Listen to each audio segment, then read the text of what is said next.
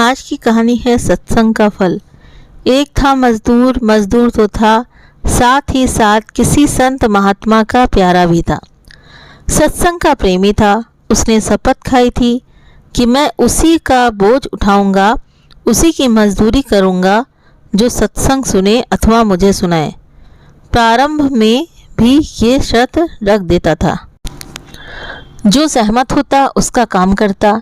एक बार कोई सेठ आया तो इस मजदूर ने उसका सामान उठाया और सेठ के साथ वो चलने लगा। जल्दी जल्दी में शर्त की बात करना भूल गया।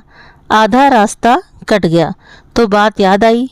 उसने सामान जो था वो रख दिया और सेठ से बोला, सेठ जी, मेरा नियम है कि मैं उन्हीं का सामान उठाऊंगा जो कथा सुनावे या सुने, अतः आप मुझे सुनाओ या सुनो।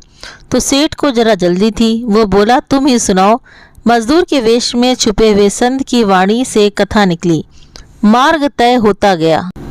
सेठ के घर पहुंचे तो सेठ ने मजदूरी के पैसे दे दिए उस मजदूर को। तो मजदूर ने पूछा, क्यों सेठ जी, सत्संग याद रहा? हमने तो कुछ सुना नहीं। हमको तो जल्दी थी और आधे रास्ते में दूसरा कहाँ ढूंढने जाऊं, इसलिए शर्त मान ली और ऐसे ही हाँ हूँ करता आया। हमको तो काम से मतलब था, कथा से नहीं। भक्त मजदूर ने सोचा कि कैसा अभागा है, मुफ्त में सत्संग मिल रहा था और सुना नहीं। ये पापी मनुष्य की पहचान है। उसके मन में तरह तरह के ख्याल आ रहे थे।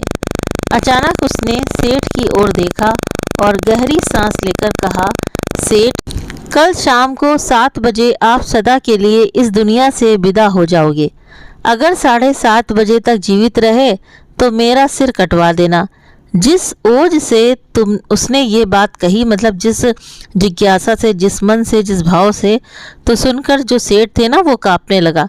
तो भक्त के पैर पकड़ लिए। भक्त ने कहा, सेठ, जब आप यमपुरी में जाएंगे तब आपके पाप और पुण्य का लेखा जोखा होगा, हिसाब देखा जाएगा। आपके जीवन में पाप ज़्यादा है, पुण्य कम है। अभी रास्ते में जो सत्संग सुना, थोड़ा बहुत उसका पुण्य भी होगा। आपसे पूछा जाएगा कि कौन सा फल पहले भोगना है, पाप का या पुण्य का। तो यमराज के आगे स्वीकार कर लेना कि पाप का फल भोगने को तैयार हूँ, पर पुण्य का फल भोगना नहीं है, देखना है। तो पुण्य का फल भोगने की इच्छा मत रखना। मरकर सेठ पहुँचे यमपुरी में। चित्रगुप्त जी ने हिसाब पेश किया। यमराज के पूछने पर सेठ ने कहा, मैं पुण्य का फल भोगना नहीं चाहता और पाप का फल भोगने से इनकार नहीं करता। कृपा करके बताइए कि सत्संग के पुण्य का फल क्या होता है, मैं वो देखना चाहता हूँ। तो पुण्य का फल देखने की तो कोई व्यवस्था यमपुरी में नहीं थी। तो पाप पुण्य के फल भुगताए जाते हैं, दिखाए नहीं जाते हैं। यमराज को कुछ समझ में नहीं आया। ऐसा मामला तो यमपुरी में शायद पहली बार आया था। यमराज उसे ले गए धर्मराज के पास। धर्मराज भी उलझन में ये पड़ गए कि चित्रगुप्त, यमराज और धर्मराज तीनों सेठ को ले गए। तो सृष्टि के आदि परमेश्वर के पास धर्मराज ने पूरा वर्णन किया। तो परमपिता मंद मंद मुस्कुराने लगे और तीनों से बोले, ठीक है, जाओ अपना अपना काम संभालो। तो सेठ को सामने खड़ा रहने दिया। सेठ बोला, प्रभु, मुझे सत्संग के पुण्य का फल भोगना नहीं है, अपितु देखना है। तो प्रभु बोले, चित्रगुप्त, यमराज और धर्मराज जैसे देव आदर सहित तुझे यहाँ ले आए और तू मुझे साक्षात देख रहा है, इससे अधिक और क्या देखना है। तो सत्संग की एक घड़ी आधी में पुण्याद, तुलसी सत्संग साध की हरे कोटि अपराध। जो 4 कदम चल कर के सत्संग में जाता है तो यमराज की भी ताकत नहीं उसे हाथ लगाने की। सत्संग श्रवण की महिमा इतनी महान है।